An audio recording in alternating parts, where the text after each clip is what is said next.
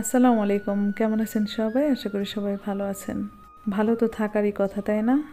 দেশ নতুন করে স্বাধীন হয়েছে, সবাই ভালো আছেন, তাই না? আলহামদুলিল্লাহ, আমরাও ভালো আছি। ভিডিও শুরুতেই রেন লিলি ফুলের কুলি দেখাচ্ছিলাম। তো এই নিয়ে 4বার ফুল ফুটলো, মাশাল্লাহ। অনেক ফুল দেয়, আপনারা তো দেখছেন। সবাই কিন্তু এই ফুলগুলো পছন্দ করে, তবে আমার বাসায় একটা কালারই আছে। আর এই পাশে আমার আছে ধুন্দুল গাছ, চালকুমড়া গাছ। এগুলো কিন্তু বাড়ির উঠানে রোপণ করা হয়েছে। ওখান থেকে দেখেন কোথায় নিয়ে আসছি।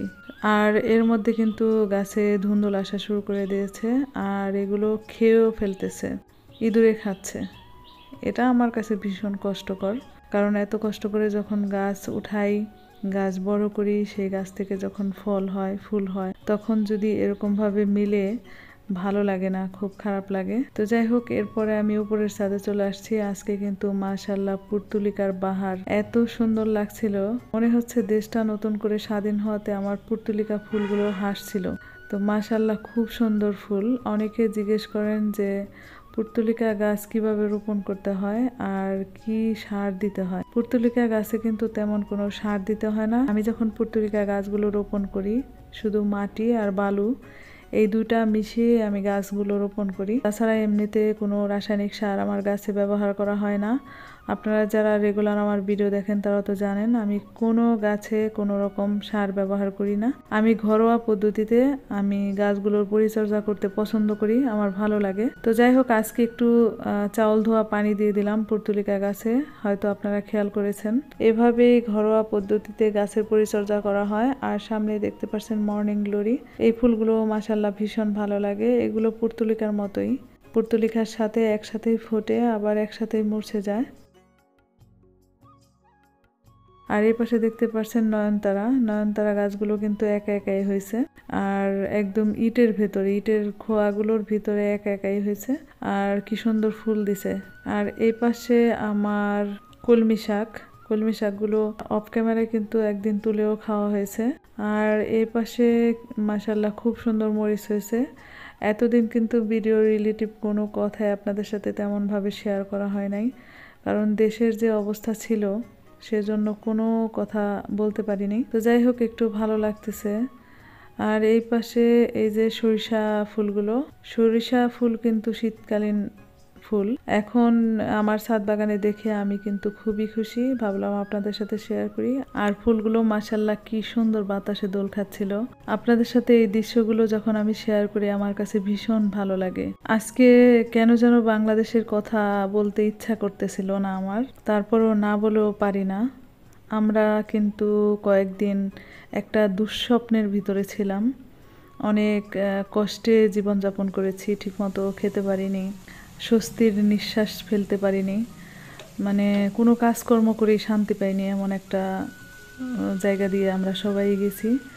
যাদের ভিতরে মনুষ্যত্ব আছে তারাই এরকম মানে অবস্থায় ছিল, একদম ডিপ্রেশনে চলে গেছিলাম। তো যাই হোক, যেটা বলতে চাই আপনাদের, বাংলাদেশ নতুন করে স্বাধীন হয়েছে, হাজার হাজার শহীদের তাজা রক্ত দিয়ে বাংলাদেশ আবার নতুন করে স্বাধীন হলো। তো এই ব্যাপারটা আমার কাছে ভীষণ খুশির, সবারই খুশির ব্যাপার। তো সবাই আনন্দ করছে, আমি বেশিক্ষণ কিন্তু আনন্দ করতে পারিনি। যখন দেখলাম গণভবনে এরকম লুটপাট করে সব কিছু ভেঙে চুরে জনগণ নিয়ে যাচ্ছে, এই দৃশ্য দেখার পরে আমার ভীষণ খারাপ লাগছে। জানেন, আমি গত রাত ঘুমাতে পারিনি। সত্যি গণভবনের দৃশ্য দেখে আমার ভীষণ খারাপ লেগেছে, আমি ভীষণ লজ্জিত, দুঃখজনক একটা ব্যাপার। আমরা সাধারণ যারা জনগণ, তারা বিশ্ববাসীকে বুঝিয়ে দিলাম আমরা যদি ক্ষমতা পাই তাহলে লুটপাট করতে ছাড়ি না। এটা বিশ্ববাসী বুঝলো আর কি। এটা করা উচিত হয়নি। আমি জানি না আপনাদের কাছে কেমন লেগেছে, আমার কাছে ভীষণ খারাপ লেগেছে। এত ভাঙচুর, লুটপাট এগুলো করা উচিত হয় নাই, কারণ এই জিনিসগুলো পুনরায় নির্মাণ করতে গেলে কিন্তু আমাদের টাকাই যাবে, আমাদের এই সাধারণ জনগণের টাকাই যাবে। তো এটা কি করা উচিত হয়েছে? এমন অবস্থা করেছে গণভবনের, গরুর গোয়াল বানাইছে। গরুর ঘরও তার থেকে সুন্দর, গরু যে জায়গায় থাকে তার থেকে ভালো। আমরা সাধারণ জনগণ এত নিকৃষ্ট।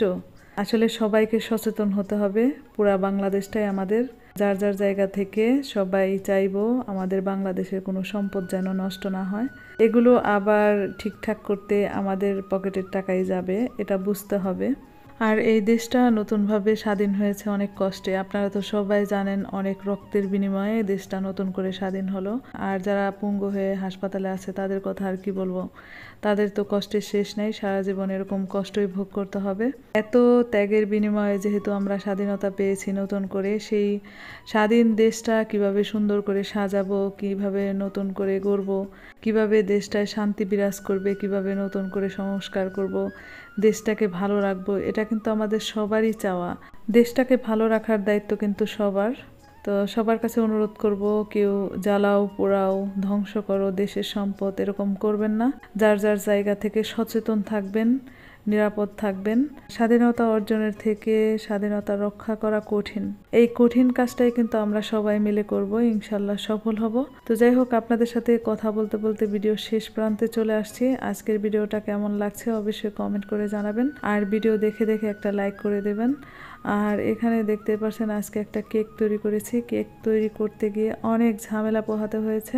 কেক তৈরি করার সময় কয়েকবার কারেন্ট চলে যায়, তো তারপরে মোটামুটি ভালোই হয়েছে, দেখতে খেতেও ভালো হয়েছিল। তো যাই হোক, আজকের ভিডিও এ পর্যন্ত। যারা ভিডিওর এ পর্যন্ত ছিলেন তাদেরকে অসংখ্য ধন্যবাদ। আগামী ভিডিও দেখার আমন্ত্রণ জানিয়ে আজকের মতো বিদায় নিচ্ছি। আল্লাহ হাফেজ।